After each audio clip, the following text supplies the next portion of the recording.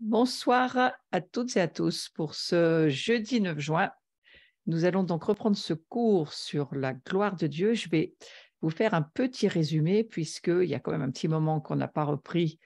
On va faire un lien avec les cours précédents.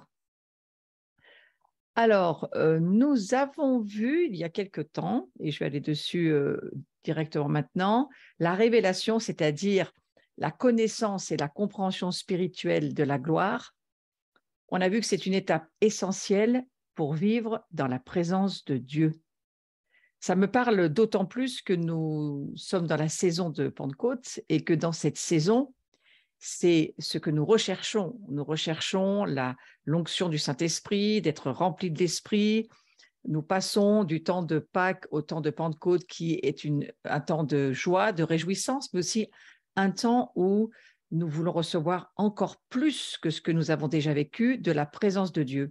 Donc, on voit que la révélation, c'est important de saisir, et on va en voir aujourd'hui tous les profondeurs, mais je reprends sur le fait que nous devons apprendre à recevoir et à évoluer dans la révélation.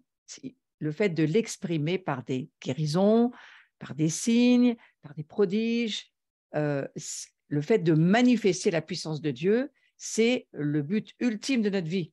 Et le but ultime de notre vie, c'est aussi de récolter la plus grande moisson d'âme avant le retour de Jésus-Christ. Ça fait partie de ce pourquoi nous sommes appelés par Dieu.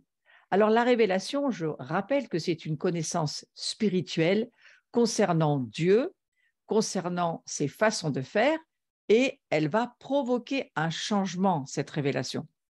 C'est pourquoi on parle du fait d'écouter la parole de Dieu, c'est bien, de l'entendre, c'est bien aussi, mais si on ne la met pas en pratique, ça ne sert absolument à rien. La révélation, elle va nous amener à rentrer dans le changement.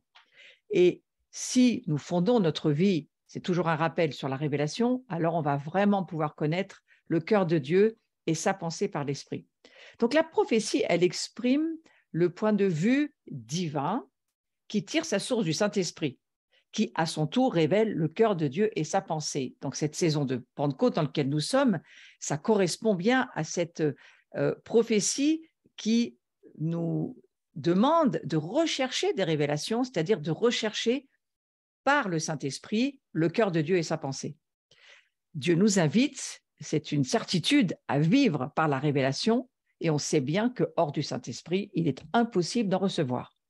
Donc pour cela, il va falloir apprendre à marcher par l'Esprit, à vivre par l'Esprit et à nous attendre à ce que l'Esprit, lui, nous révèle ces réalités invisibles qui vont finalement devenir visibles pour nous. On va rentrer dans des domaines qui sont impossibles pour l'homme, mais qui, par le Saint-Esprit, vont nous être accessibles. Donc, c'est l'heure, et c'est bien l'heure, et moi, je suis bien placée pour vous le dire, que c'est l'heure pour garder la foi, et c'est l'heure pour vivre à partir de la révélation et de nous attendre à recevoir des nouvelles en termes de news, des nouvelles des cieux. On a besoin de se dire qu'est-ce qui se passe dans les cieux et qu'est-ce que Dieu veut bien vouloir nous dire encore. On a besoin de connaître notre avenir. La Bible en parle de cela très clairement. Donc la révélation, qu'est-ce qu'elle fait? C'est toujours un rappel du cours précédent. Elle nous propulse dans la gloire. La connaissance révélée, elle détrône toutes sortes d'analyses rationnelles. Je vous en ai bien parlé le cours d'avant, parce qu'elle possède en elle la puissance de transformation. Or, nous naissons de naissance naturelle, mais nous devenons une nouvelle création. Et cette nouvelle création que nous sommes, eh bien, elle va avoir à vivre des transformations. Voyez-vous, c'est le processus de transformation par lequel nous passons, nous traversons. Moi, je passe par un processus qui me transforme, par lequel je traverse des événements et des circonstances, et cette transformation, elle se fait par la révélation. Donc, la connaissance révélée, elle possède en elle la puissance pour transformer. La révélation, qu'est-ce qu'elle fait? Eh bien, elle efface les frontières de ce qui est impossible. C'est la puissance créatrice de Dieu, la révélation. On doit se souvenir de ça. C'est pourquoi il nous faut des révélations fraîches à chaque saison, à chaque moment que nous vivons, que nous traversons, chaque cycle que nous quittons pour entrer dans un autre, il nous faut cette puissance créatrice de Dieu. Elle nous permet de connaître Dieu intimement, elle ouvre l'accès au monde spirituel, j'en ai déjà parlé, et au royaume élevé de la foi. Elle gomme l'impossible pour nous faire entrer dans le possible. Donc notre relation avec le Saint-Esprit, avec Dieu notre Père, notre relation en Christ, eh bien, c'est ces relations-là qui vont faire la différence avec ceux de ce monde qui, eux, n'ont pas de relation avec Dieu, pas de relation avec Christ, pas de relation avec le Saint-Esprit et qui auront beaucoup de mal à traverser des temps difficiles vers lesquels nous allons, que nous traversons déjà peut-être pour certains. La révélation, donc, elle demande d'être déclarée par la foi, dans la foi. C'est véritablement un portail céleste. C'est quelque chose qui nous ouvre les cieux et qui permet au ciel de descendre. C'est un accès au monde spirituel. Et puis, cette révélation surnaturelle, eh bien, elle offre ce que la révélation naturelle ne pourra jamais nous offrir, hein, c'est-à-dire qu'elle nous ouvre l'accès à l'éternité. Donc, j'avais un petit peu terminé là-dessus, le cours précédent, en disant qu'il fallait nous souvenir que la connaissance révélée de la parole de Dieu, eh bien, elle a la puissance de nous transformer de gloire en gloire. Alors, je vais reprendre à cet endroit où je m'étais arrêtée. Pourquoi la révélation ou la connaissance révélée, elles sont si rares à l'époque où il était question de Samuel et puis du souverain sacrificateur Élie qui était là et qui vieillissait, qui attendait dans le temple, et puis c'est lui qui va finalement, parce qu'il a eu une très mauvaise vie, à la fin de sa vie, au début de sa vie, il a très bien servi pendant 40 ans, il a servi dans le sacerdoce, mais il a laissé faire à ses fils n'importe quoi, il ne les a jamais corrigés. Ils sont d'ailleurs morts tous les deux sous le jugement de Dieu, les fils d'Élie. Et quand on lit toute l'histoire de Samuel, toute cette histoire de l'arrivée de Samuel qui, lui, va ramener et être cet enfant du réveil qui va finalement entendre la voix de Dieu, qui va devenir il sera juge, mais aussi prophète en Israël et qui va vraiment commencer à parler de la part de Dieu. C'est tout ce passage-là. Je m'y suis intéressée, je l'ai relu ces derniers jours et j'ai bien l'histoire en tête et je me rends compte que, au fond, Samuel, il a été donné par Anne, sa mère, qui vivait très mal les histoires avec Pénina, hein, son mari, Elkana. Il était marié avec Pénina, qui avait beaucoup d'enfants, et puis elle, Anne, eh bien, elle n'en avait pas. Et vous savez, vous remarquez d'ailleurs que les mères en Israël, il a vraiment fallu les prières de leur mari, parce que ça soit Abraham, Isaac, ont tous eu des problèmes de femmes stériles. Et la Bible nous dit qu'en plus, c'est Dieu qui rendait ces femmes stériles, ce n'était pas le diable, hein, et il fallait que les hommes, les pères, les maris prient vraiment pour que la stérilité cesse. Alors, Anne, en tous les cas, elle va demander à Dieu un fils, mais elle va dire à Dieu qu'au fond, dès qu'il sera sevré, elle lui offrira. Mais je crois qu'elle veut un fils parce qu'elle en a vraiment assez de voir Pénina, l'autre femme de son mari, se moquer d'elle et être vraiment très méprisante. Et Anne, elle en a plus qu'assez. Elle vit vraiment cette stérilité comme une malédiction. Elle le vit très mal. Et donc, elle vient un jour dans le temple, elle parle à Dieu. D'ailleurs, Élie, remplie du discernement qu'il n'a pas, pensera qu'elle sera ivre, alors qu'elle ne le sera pas du tout. C'est simplement qu'elle raconte sa peine devant Dieu et que ses lèvres bougent et prononcent des choses parce qu'elle a mal au cœur et qu'elle explique à Dieu qu'elle voudrait bien avoir ce fils pour ne plus être un objet de moquerie, mais qu'elle lui promet de lui offrir. Et Dieu va répondre à son histoire, à Anne, et va lui donner ce fils. Elle aura d'ailleurs après d'autres enfants, des fils et des filles. Dieu la bénira plus tard. Mais en tous les cas, on lit dans l'histoire qu'elle va allaiter ce fils jusqu'au sevrage et qu'ensuite elle va monter au temple et elle va l'offrir à l'Éternel. Et c'est à partir de là où il sera formé sous le manteau, on pourrait dire, de la sacrificature d'Élie, et qu'il va apprendre à écouter Dieu, à répondre à Dieu, et finalement, eh bien, il va devenir un très, très grand prophète et un juge en Israël. C'est intéressant, pourquoi ? Parce qu'on se rend compte que la révélation va être ce qui va faire vivre toute la vie du prophète qui est Samuel et du juge qu'il sera.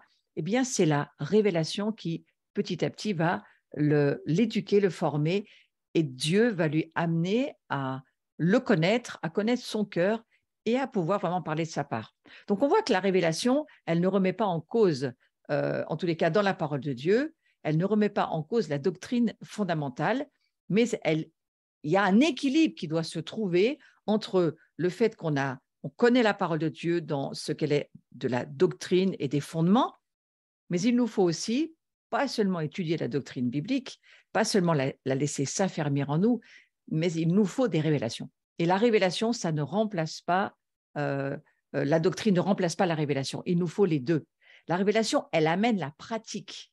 Et pour qu'elle puisse se faire, la puissance de la parole de Dieu, elle est indispensable aussi.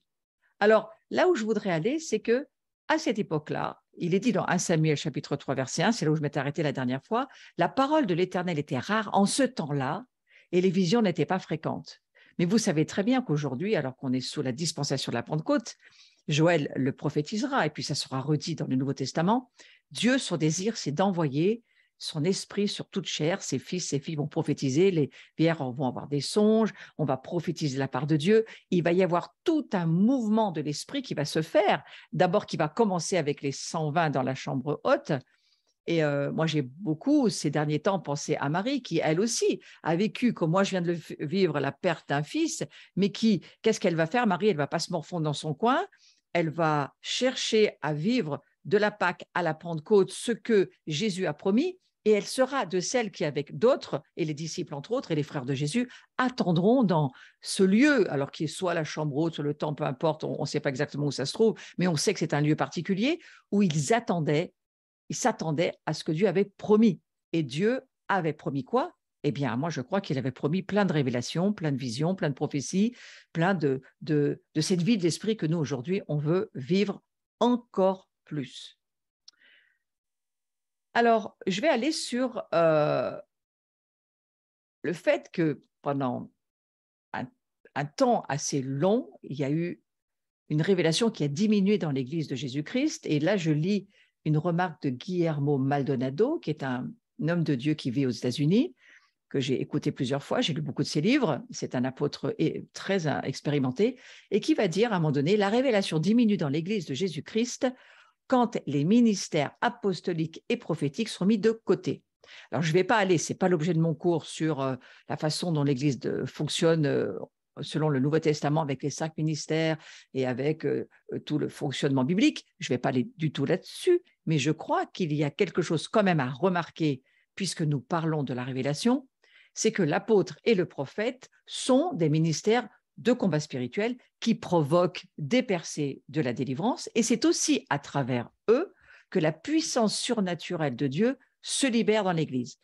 Le fondement étant Jésus-Christ, l'Église, elle est fondée sur le fondement des apôtres et des prophètes, et ce sont d'une certaine manière les constructeurs, les bâtisseurs de la maison qui vont ensuite, bien sûr, travailler avec d'autres en équipe, dont les pasteurs, les évangélistes, les docteurs, tous ensemble, et toute l'Église réunie pour que tout le corps fonctionne, pas que les ministères fonctionnent, mais que tout le corps fonctionne, si vous lisez Éphésiens 4.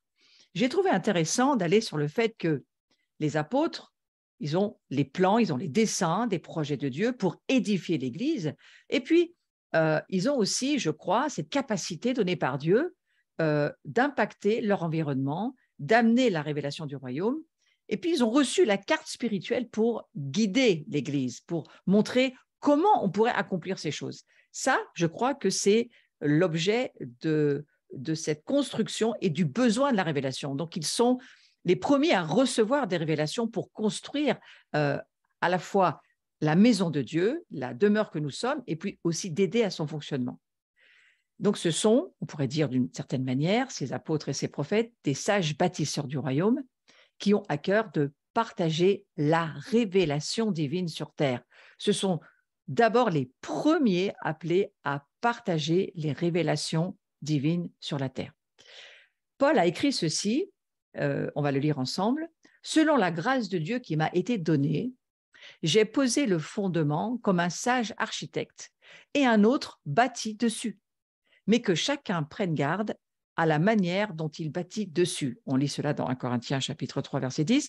Vous voyez que la révélation et la connaissance révélée de Dieu sont en train de revenir parce que nous ne fonctionnons plus à l'heure actuelle avec une église, un pasteur qui fait tout qu'on ne peut plus et qui en plus n'est pas appelé à tout faire, et ce n'est pas du tout le fondement biblique de l'église, mais ce qui est important, c'est de comprendre qu'en revenant à la construction biblique de l'église, c'est-à-dire à l'église comme Jésus nous en parle dans le Nouveau Testament, avec les 5 ministères et avec surtout le fondement sur Christ des apôtres et des prophètes, la révélation revient. Et ça, c'est quelque chose, je crois, qu'il faut tout de même considérer sur le sujet de la révélation.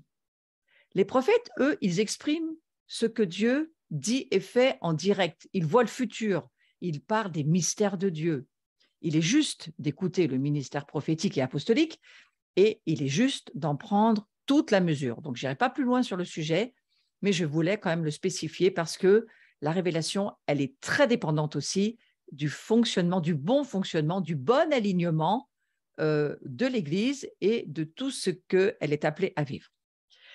Le prophète Amos a dit quelque chose de très intéressant, Amos chapitre 3, verset 7, « Car le Seigneur, l'Éternel, ne fait rien sans avoir révélé son secret à ses serviteurs les prophètes. » Il y a quelque chose d'intéressant à remarquer dans ce verset. D'abord, il est écrit dans l'Ancien Testament, donc il est toujours vrai aujourd'hui.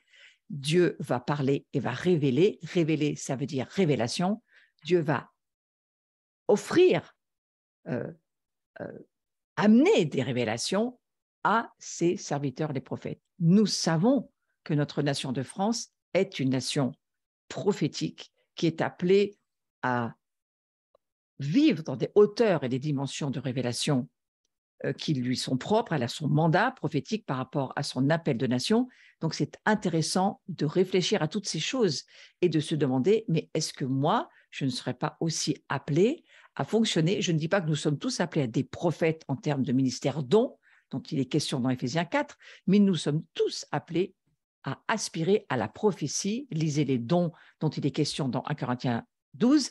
Nous sommes tous appelés à aspirer, rechercher la prophétie, l'esprit prophétique, parce que nous en avons absolument tous besoin pour marcher par l'esprit et vivre de révélations nouvelles, fraîches, non seulement pour nous, mais aussi pour les autres, ceux qui nous entourent, et aussi le corps local auquel nous appartenons.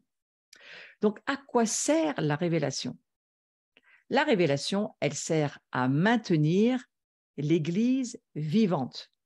C'est important d'y penser parce que, eh oui, il y a des églises qui pourraient peut-être être pas si vivantes que ça, pour pas dire pour certaines mortes. C'est quoi une église morte? Je crois que c'est une église qui ne vit plus de la révélation, qui n'entend plus Dieu, qui vit sur ses rituels, ses programmes, où Dieu n'est plus là, Dieu est parti. Pour moi, ça, c'est pas une église vivante.